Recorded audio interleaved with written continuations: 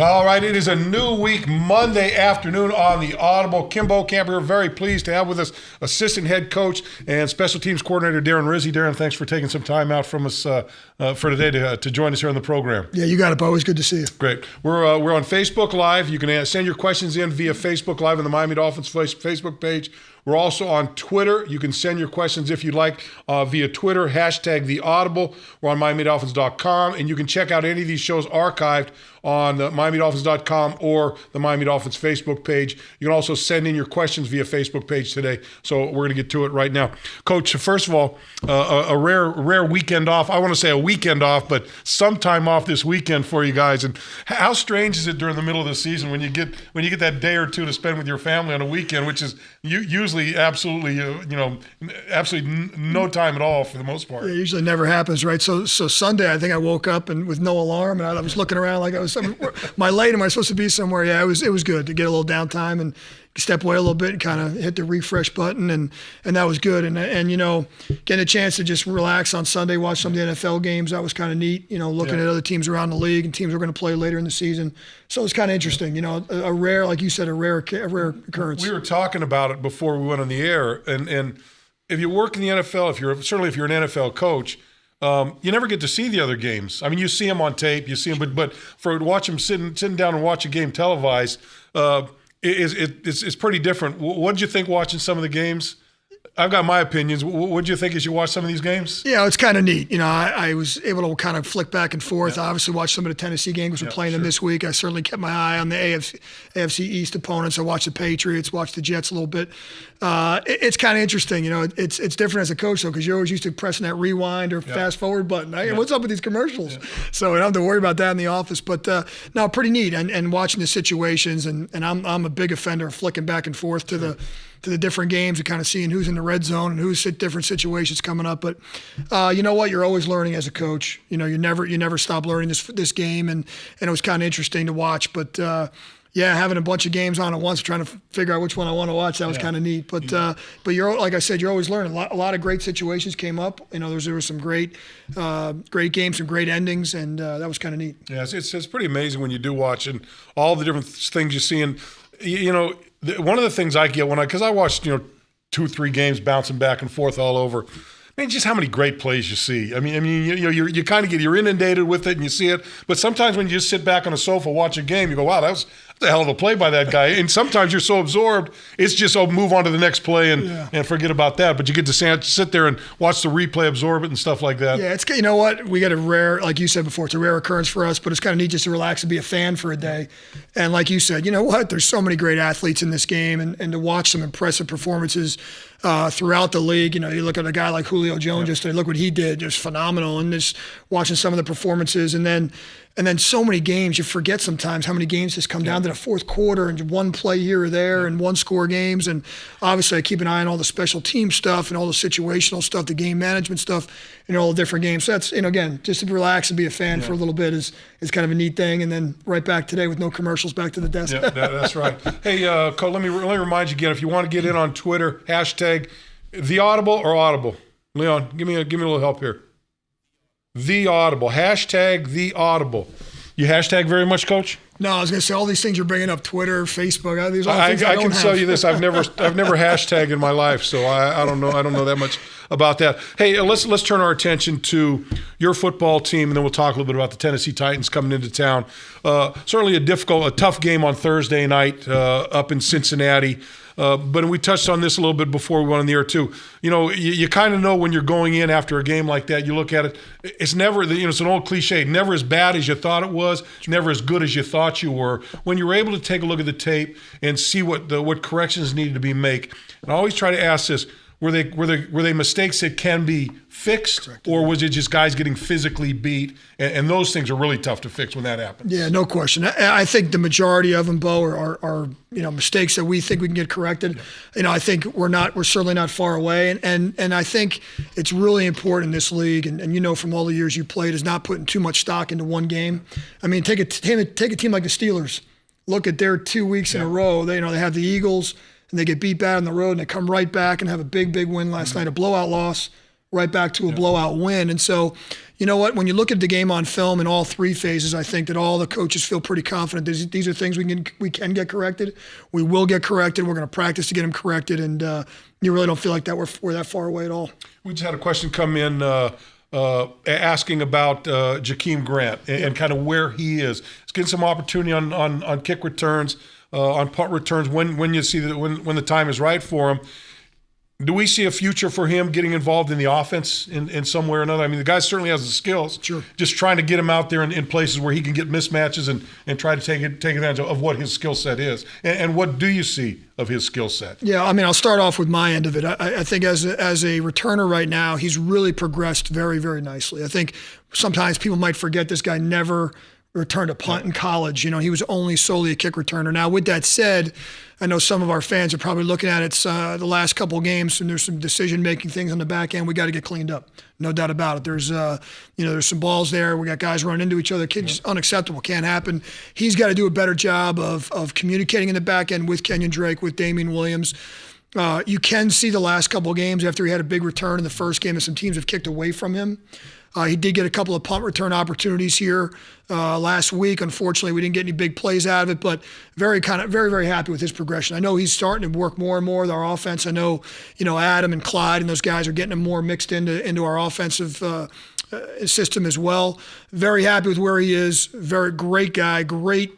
Hard-working, one of our hardest working players. He's a guy that maybe one of the last guys off the field every day post-practice. He's out there catching extra punts, extra balls. I mean, this guy is really everything we expected him to be. I know maybe people want big plays. No one wants one more than me. We got to be patient with that. And it's going to come. He's certainly a dynamic talent. But again, through 4 games through the first quarter of the season, I'm happy with where he is, happy with his progression. I'm sure the fans want to see him get a couple more touches here or there. I think those will come as we move on. Let me ask you about the kickoffs, just from a standpoint of what do you see teams doing? The league would like the ball to go in the end zone and have no returns, but then you've got the people out there that are saying, hey, let's kick it short. Sometimes maybe do it in situations. Sometimes people do it as a steady diet. Sometimes you mix it in. How do you see things flowing in the NFL as a whole when it comes to kickoffs, as far as kicking them into the end zone, kicking them short, and trying to pin them in short of the 25-yard line? I think the first thing you're seeing is that I've seen more shorter, higher kicks. Some people call them pooches, mortars, whatever you want to call them. I've seen more of those through 4 weeks than I've ever seen before. So it's a definite game plan thing that people are doing.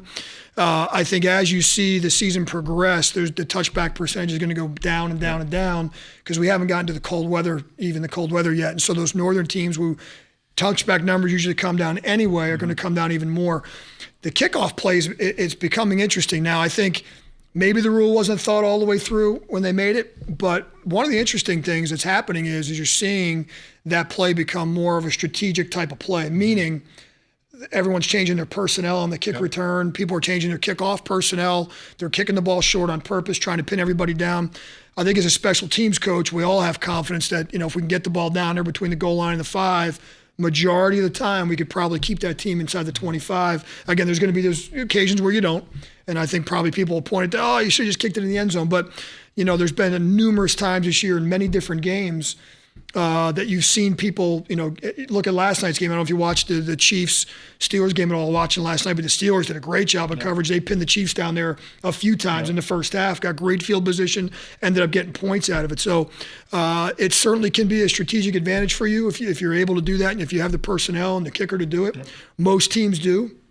But I think as you look through the first quarter of the season, the touchback numbers are down, not up. And I think that's only going to continue to happen. You kick it short, you want them to return the ball. You're trying to get the ball right between the 5 and the goal line. Is that kind of the target range most for you? Of the time, unless the kicker can kick really good hang time on it, maybe get a little bit shorter. But majority of the time, you want to get it definitely inside the 10. Yeah. But if you can get that ball right around the goal line, you kind of put the onus on the return team. You kind of, they have to make a decision now. Usually that ball comes right to the goal line. That's a tough one. Am I staying in? Am I coming out? And even if you watch the Patriots-Bills game yesterday, the Patriots had a couple of those early on where do I come out? Do I stay in? And listen, when these returners get the ball in their hands, they want to return the ball. Yeah. So it's as much as we try to emphasize the decision making back there, you got these elite athletes that get the ball in there and they want to go make a play. Yeah.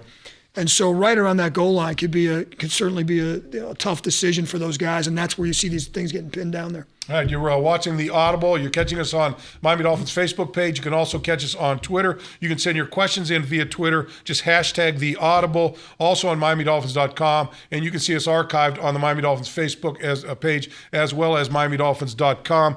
Kim Bokamper here, assistant head coach Darren Rizzi with us.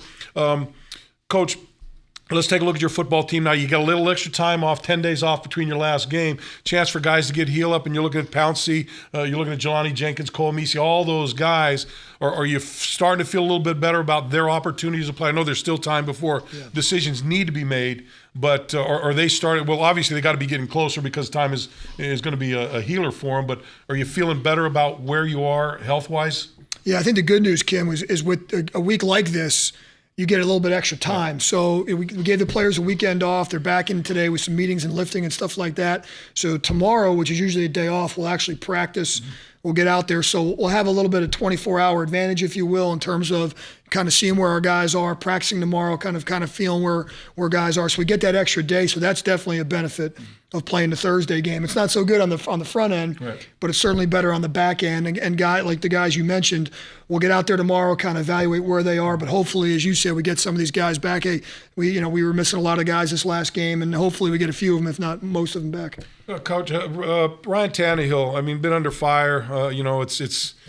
I think he's become a guy that, he's the go-to guy no matter what happens with his football team. He's the guy that gets the first shots fired at him, levied at him when he go out. You watch Ryan Tannehill, you watch his progression. Because I talked to guys, I said, look, I see a lot of good things out of Ryan, I see him doing some things. It seems now, within the last few years, he couldn't throw the long ball. He can't throw a long ball. I don't see anyone talking about that anymore. That's gone. That got thrown out, but they find somewhere else to go when it comes to Ryan Tannehill. And usually the guys that are pointing it out, they're going, well, look at Aaron Rodgers, look at that, and they go right to the top of the heap, of course, for your comparison. But as the growth continues for Ryan Tannehill, what do you see in his progression? First thing is, that's a beautiful thing about the quarterback position, right? You're always going to get the credit or the blame, right? So I think those guys kind of know that going in. I've had the benefit of being here with Ryan the entire time since he's gotten drafted till now. And for me, just in my opinion, I've seen a tremendous progression out of him, not only as a quarterback, but as a person. That's his confidence level. I certainly think this, having a new head coach and a guy that's been a lot of success with Adam in terms of his quarterbacks in the past, that you can tell that you can see Ryan's got a little confidence in that as well. Listen, we all, coaches, players, fans, we all obviously want to get to where we want to get to. We want to have more wins than we do right now, and we're all on the same page. The quarterback always the guy to get the point to first. But I can tell you this is a guy that's probably the first guy in the building every day, the last guy out. He's working his tail off at it. I've seen him really progress in a lot of ways and improve.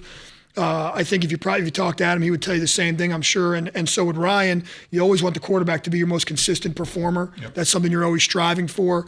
People will point to the negative play. That's what's going to happen. You're going to point to a turnover, a fumble, an interception, whatever. I think if you look at a collection of plays that Ryan's put together through these first 4 weeks, you mentioned a couple of great long balls he's thrown. He's really improved in certain areas. We all, not only Ryan, as a team, we got to get more consistent across the board, whether that's the protection, the routes, everything.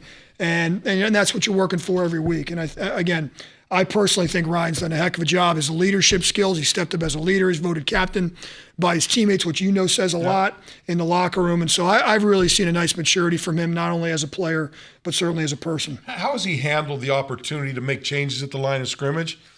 And how much has he been doing of that people really don't know? And a lot of times, you guys run that, you run the no huddle. If you get things going, run the no huddle, then he's basically setting everything up. And I know he's been a traffic cop out there a little bit too now. He's been, hey, you're over here, you're over here, you're over here. So he's doing a little bit of that also now. And that's impressive. And I'll tell you what, talking to Coach Gase and just comparing him to other guys that he's coached, he's right up there with all these other guys that he's coached in terms of knowing the offense. And you said it. How many times have you seen him directing traffic, the offensive line, the tight end, the running backs, the receivers? He kind of knows he's like having another coach out there. And that, to me, is really where I've seen the most maturity out of Ryan as a player. And again, it goes back to his work ethic. He's, like I said, there's no one in here working harder than him on the mental aspect of the game, studying film, studying the opponent.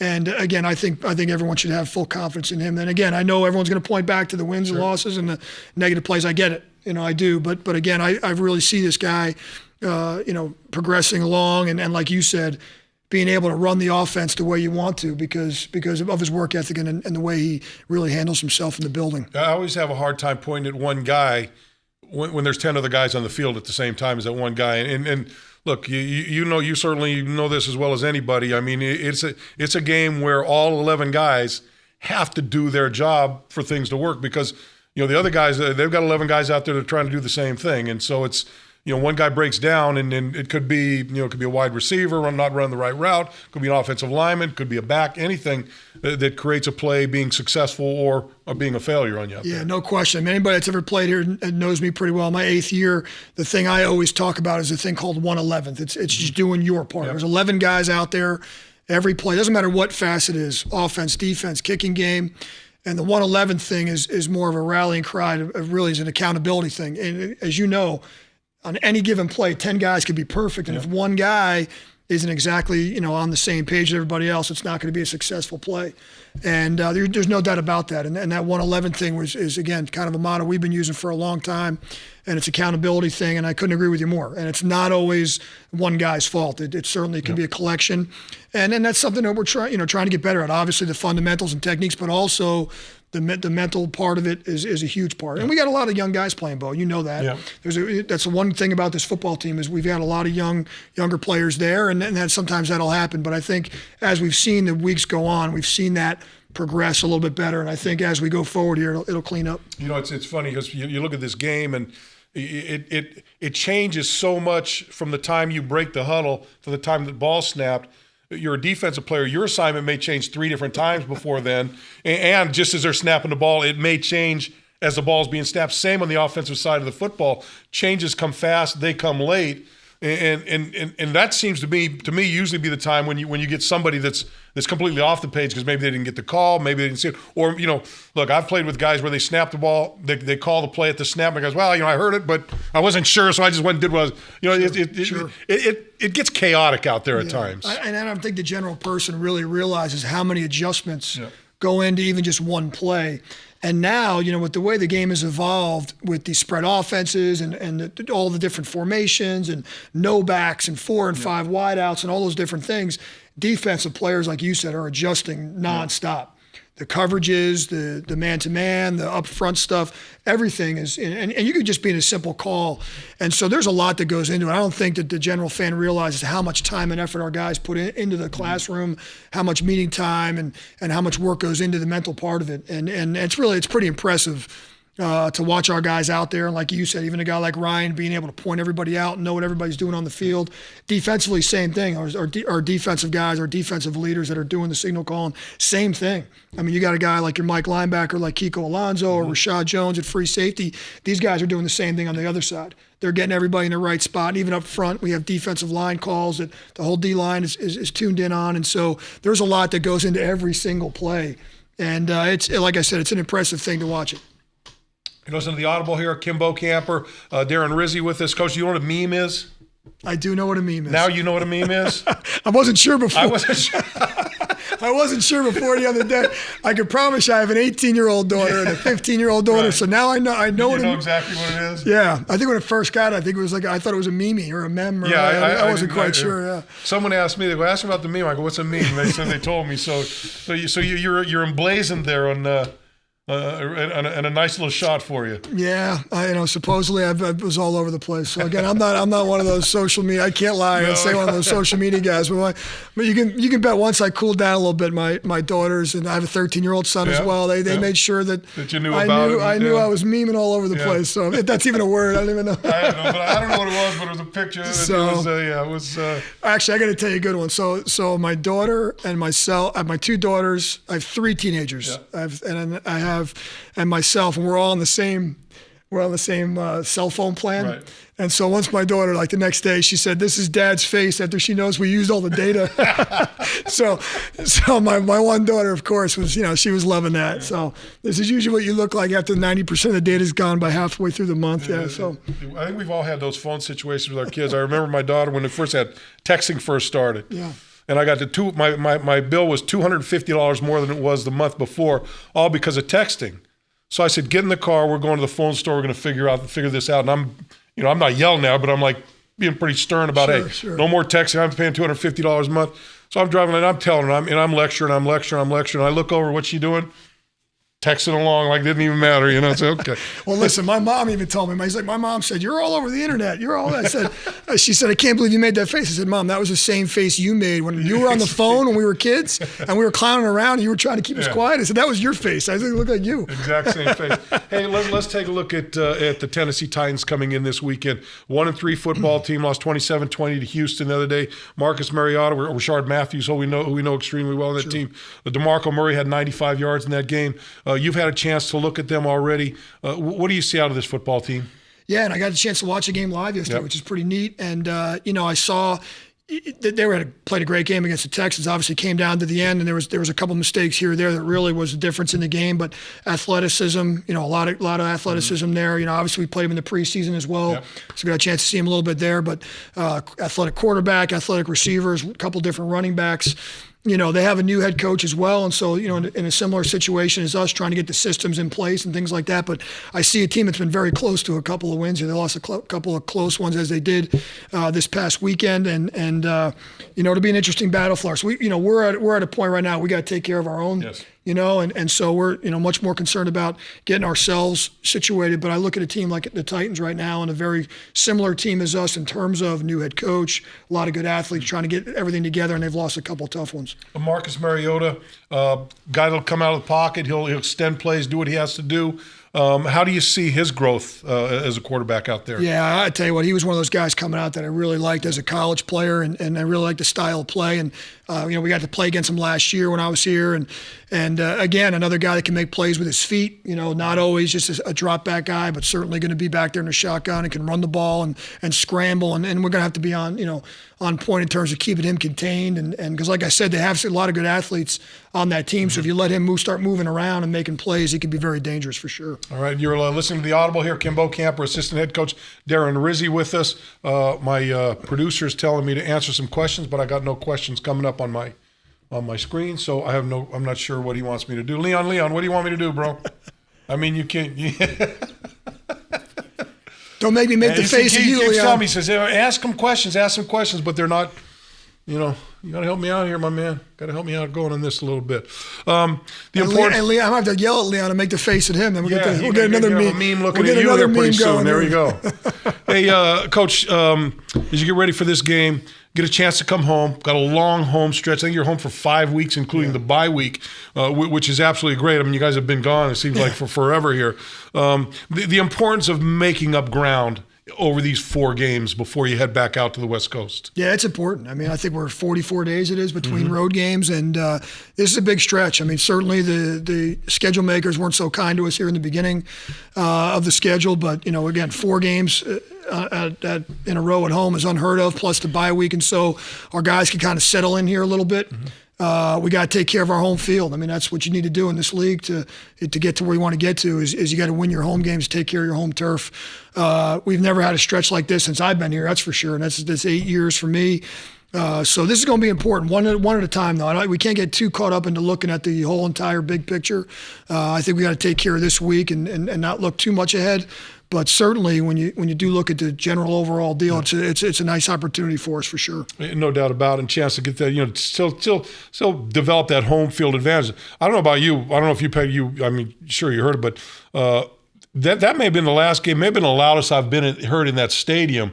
They put the top on there, and I think they did some sound checks to try to make it loud. And I tell you, it was pretty loud in that building when the Browns were in town. I bet you can vouch for this as well, because you've been here a lot longer than me. But I've never seen the upper deck of our stadium that crowded this early in the season. Certainly, great job by Mr. Ross and all the people that put the stadium together. Just an unbelievable job, an unbelievable venue, and I could tell you, our players when they came, they're excited. They're excited to play in the new stadium, and it got loud. It definitely got loud there, especially later in the game and in the overtime, and certainly we'd love to have that home field advantage. Hey, we touched on something here that I noticed in the games yesterday, and I've seen a lot of this now, the taunting penalty. Yeah.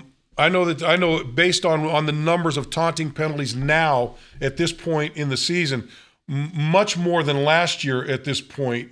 Meaning that number is going to continue to go up until guys stop. I think I watched the Dallas. I think I saw maybe 2 or 3 of them in that game. And usually it comes to a guy throwing the ball down, putting a ball in a guy's face, something like that. How do you police guys on emotional situations like that? That to me as a coach has got to be one of the hard things. You want guys to play with emotion. You want them to play with a high motor. You want them to play to the whistle. But boy, I tell you, it has become a fine line in a lot of different situations in this league right now. And taunting is one that obviously they're trying to completely eliminate it. I don't know if they ever will, but they're certainly making a point of it this season. Yeah, no doubt about it. And every year we have the officials come in here during training camp for a week. And, they talk to our players, and we bring them in, and they officiate a couple of the practices. And they were adamant this off season about that was going to be an emphasis for sure. They thought there was too much of it last year. And you're right. Even watching some of the games yesterday live, you saw a bunch of those, post, touchdown taunting penalties. And really, and me as a special teams coach, no one wants to kick off from the 20. Yep. And especially with the way the new rule is, and there's no doubt about that. And you just have to, and the only way you can do is, like you said, you have to educate your players on, hey, this is how the games are being officiated right now. This is what the officials are looking for. As soon as touchdowns are being scored or big plays are happening, they're looking at the opponents. They don't want anybody standing over anybody. They want you to celebrate with your own teammates. Yep. Leave the other guys out of it, because what they're trying to stay away from is any of the fighting or because I think when they go back and look at some of the fights that have happened over the years, that is like the number one lead-in. And they're trying to get rid of it, and you can totally understand. Yeah. I totally understand why the league is doing that for sure. That certainly ignites a lot of stuff out there. Here's a question: what can we do about our O-line? Coach, I looked at this offensive line. Look, first of all, you had numerous injuries in the last game, but I like this offensive line where you're at. I mean, I'd like to see Juwan James kind of get back to playing at the level he was playing at last year before he got hurt. But from especially you have those 2 centers. You got Steen and Ulrich, coming in and doing a great job when they had to for Mike Pouncey in there. But I think I think both Bushrod, I think Tunsil's played well. Tunsil certainly played well on that left tackle position when he came in. But there's a lot of people that I get these notes from. Hey, what's wrong with the offensive line? I think the offensive line, in my eyes, maybe I'm wrong, but I think they're playing pretty good football, to be honest with you. Yeah, I think we've improved. I think it's a hell of a job by Chris First, our offensive line coach, Jeremiah Washburn. Those guys I think they've done a great job as well. Now, I think people might have a short memory and forget, some of the, things that have happened here in the last couple of years. I think that it's an improved group. Is it exactly where you want it to be yet? Maybe not. But I think the one thing that people have to realize is we have not played with the 5 guys every game. Mike Pouncey hasn't played yet. Yep. Great job by Steen and by, like you said, by Craig Urbick stepping in and actually doing that. How many teams have played with 3 centers so far this year? You're down to your 3rd guy here this last game. Brandon Albert was out. Another guy had to move out. And again, I think one of the things that maybe gets lost sometimes is when you make one move and you bump a guy out, it's really like making 2 moves. It's 2 new guys at 2 new positions. So really, when you look at this last game, we had 3 guys playing in different spots between the center, left guard, left tackle, guys that hadn't started games at those spots yet this year. So, I think the health certainly is going to be a concern, getting guys back, getting guys healthy, getting that full group in there that you want, that starting 5, and trying to keep those guys. Listen, everybody's dealing with injuries. There's no doubt about it. You're going to have the next man up mentality when that does happen. But you're going to look for consistency there. But I think those guys are battling. I think they've really improved. I don't see as many hits on Ryan as I have in the past. I've seen him have more time back there. And again, it's a credit to the offensive line coaches and the personnel people that we've had guys be able to step in and actually perform pretty decently. And believe it or not, I got a question here from he sends in questions all the time. El Chapo Jr. So, hey, I'll take it for what it is. But he has 8 changes to the lineup last week. Have you ever seen anything like that? It's tough this early in the season. Yep. I have seen it later in the year. And again, no one's making excuses. It's got to be a next up mentality. And the 53 guys we have on the roster, we're all expecting that when they go in, they'll play well. But that is tough. I think the other thing is, Bo, to add to that, is 8 lineup changes in a short week. Yes. It's not 8 lineup changes in a regular full week. Yeah. And I don't think everybody realizes also what goes into the short week. You just played a game on Sunday. You're going to come back and play Thursday. You're not getting any live practice reps. It's mostly walkthroughs and meetings because you're trying to keep the guys, getting them healthy for the game. And so when you have that many lineup changes in a short week, it definitely affects them. It definitely, there's definitely an effect there because you're not able to rep at full speed some of the plays, the timing, like you said before, the audibles, the checks at the line of scrimmage, all those kinds of things. So there's definitely something to that for sure. I think that's about it. I think that's it question-wise. So we're going to wrap that up. Coach, I appreciate you stopping by and spending a half hour with us here. Love having you on again later at some point during the season. But looking forward to the game this weekend, and certainly looking forward to these 4 games and turning things around and get moving right. I know this. I know this when I watch these football games. I see guys playing for 60 minutes. And if you're going to pull things out of each game that you like, that's what I've liked a lot about this football team. 60 minutes, they play hard, and they give you everything they got. And as a coach, you've got to be satisfied with that. Yeah, I'll tell you what, it's one of the first things I said on Friday to the players when I met them. We met special teams-wise. One of the first things I look for when I watch the game film is lack of effort. And I have not been able to find that through 4 weeks. As I told the team, and I'll tell you guys, it's exactly what we need to continue to have happen. The effort level needs to be exactly where it stays, or needs to stay where it is, rather. And we just got to clean up some of the details. We got to be a little more detailed in our work, fundamentals, techniques, some of the mental stuff. And again, if we can keep getting that effort out, I think Coach Gase and Vance Joseph have done a great job in terms of that in their areas as well, offensively and defensively. And that hasn't been an issue at all. And so we need to continue that and keep that where it is. And like I said, just clean up the details and moving forward, we're working to do that. All right, thank you very much. That's been the Audible for today. Let me remind you, coming up, next shows Wednesday, Friday will not be on Facebook Live, but you will be able to see them on Facebook after. We got a little beef going on with Facebook right now we're trying to clear up. I don't think they want me live on the air on their program, so I'll get it straightened out. You don't worry about that. I'll take care of that. But for a little while, they're going to go away. We'll be back, but you can see us on the Facebook page after the shows. We'll see you again on Wednesday at 4:30. Have a good couple of days.